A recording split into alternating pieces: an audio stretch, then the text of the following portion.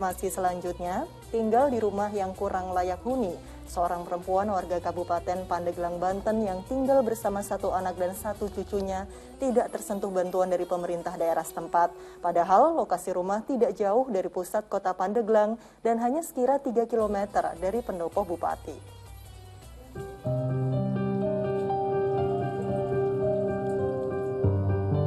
Inilah tempat tinggal Asmanah, warga Kampung Cangguang Masjid, Kelurahan Juhud, Kabupaten Pandeglang, Banten. Beberapa bagian atap rumah semi-permanen ini terlihat berlubang. Demikian juga dengan sebagian dinding rumahnya. Di rumah yang kurang layak huni tersebut, Asmanah yang berusia 59 tahun itu tinggal bersama seorang anak dan cucunya. Untuk mencukupi kebutuhan sehari-hari, ia bekerja sebagai buruh cuci. Di masa pandemi ini, Asmanah mengaku belum sekalipun mendapatkan bantuan. BLT? Enggak. Bantuan enggak, COVID? Enggak, apa-apa juga enggak, Mama. Ucap yang gitu aja sehari-hari. Gimana yang nyuruh aja, Mama dilampahin sama Mama. Kondisi yang dialami Asmanah ini terlihat ironis karena rumahnya hanya berjarak 3 km dari pendopo Bupati Pandeglang. Pihak Kelurahan Juhud mengaku telah berulang kali mengajukan bantuan untuk Asmanah melalui berbagai program. Namun belum juga ada satupun yang berhasil. Usulan sudah kita lakukan, namun kita hanya bisa mengusulkan. Jadi yang memvonis, ya yang mengeluarkan data tersebut itu adalah dari Kementerian Sosial. Jadi saya kira kita sudah berupaya, sudah maksimal upaya kita. Pihak kelurahan berjanji terus berupaya mengajukan bantuan untuk meringankan beban Asmanah, terutama di tengah pandemi COVID-19. Ariel Maranus melaporkan dari Pandeglang, Banten. Astagfirullahaladzim, ironis sekali kehidupan nenek tersebut sehingga belum mendapat bantuan. Semoga dengan maraknya pemberitaan ini sang nenek bisa mendapatkan bantuan. Ustadz Atabi, kejadian ini bisa saja terjadi di sekeliling kita. Banyak di antara tetangga yang perlu mendapatkan bantuan. Bagaimana Islam mengingatkan kita untuk baik kepada tetangga ini, Ustadz? Masya Allah, sungguh ini satu kisah yang menyayat hati. Padahal Allah mengingatkan ada satu amal yang paling mulia yang disebut di surat Al-Balad dengan Al-Aqabah. Wa ma adraka mal aqabah. Apakah yang kamu tahu Aqabah itu apa? Jalan mendaki lagi sukar. Allah sebutkan yang pertama fakku raqabah, memerdekakan budak. Yang kedua it'amun fi yaumin dzim masghabah, memberi makan saat kesulitan. Memberi makan kepada orang yang paling sulit, yang disebut dengan amul maja'ah, kondisi sulit, kondisi paceklik, itulah ibadah yang sangat agung. Melihat tadi, inilah yang menggerakkan hati kita. Insya Allah mudah-mudahan banyak tergerak dari masyarakat kita, saudara kita untuk membantu sehingga Allah tingkatkan derajatnya.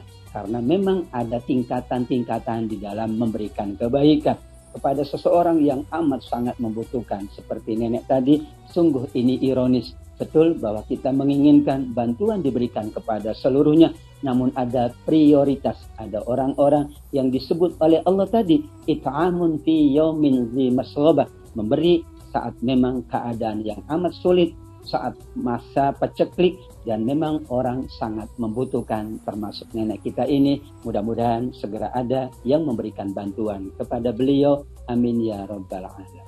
Amin ya robbal alamin. Nah, Ustadz Atabi, kejadian ini juga menjadi peringatan bagi para pemimpin untuk terjun ke lapangan melihat kondisi rakyat. Sikap ini kalau tidak salah pernah ditunjukkan oleh Sayyidina Umar bin Khattab yang gemar terjun langsung melihat kondisi rakyatnya. Bagaimana cerita selengkapnya, Ustadz? Sahabat Umar bin Khattab radhiyallahu anhu diabadikan dalam tinta emas betapa agungnya seorang Umar. Ia pernah melakukan perjalanan ke dalam atau ke pelosok negeri ingin mengetahui kondisi real yang dialami oleh masyarakatnya. Karena memang keadaannya sedang paceklik, sedang keadaan kelaparan yang panjang jumlahnya atau kemarau panjang. Ia ditemani oleh sahabatnya namanya Aslam dan tibalah ia pada sebuah rumah yang dihuni oleh seorang wanita tua. Ia sedang menanak air dan ternyata hanya air yang bisa dimasak oleh orang tua tersebut. Anaknya menangis karena merintih kelaparan. Umar kemudian mengetuk pintu dan bertanya, "Wahai orang tua, apa yang engkau masak?" "Aku memasak air." "Bagaimana keadaan anak-anakmu?" "Anakku sedang menangis kelaparan berhari-hari dan aku akan minta pertanggungjawaban kepada Umar, pemimpin." Maka Aslam yang berada di sampingnya hendak menelar perempuan itu dan menjaga keadaan dari Umar bin Khattab. Namun kata Umar, biarkan dia mengatakan itu. Dan kemudian Umar mengatakan, diam di sini wahai nenek, aku akan segera datang kembali. Umar datang ke Madinah, kemudian membawa dan ia memanggul sendiri berasnya. Gandumnya ia panggul sendiri. Kemudian sahabatnya mengatakan, biar aku yang memanggulnya wahai Umar.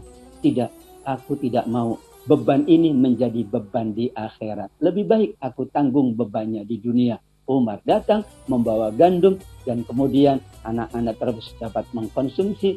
Dan begitulah sebuah hal yang sangat luar biasa. Insya Allah di tengah keadaan yang sulit akan banyak orang-orang yang membantu. Termasuk tadi seperti sahabat Umar bin Khattab radhiyallahu anhu. Subhanallah, sangat menginspirasi sekali cerita dari Sayyidina Umar bin Khattab dan sahabatnya ini. Semoga dapat juga menginspirasi para pemimpin kita di negeri Indonesia ini. Baik,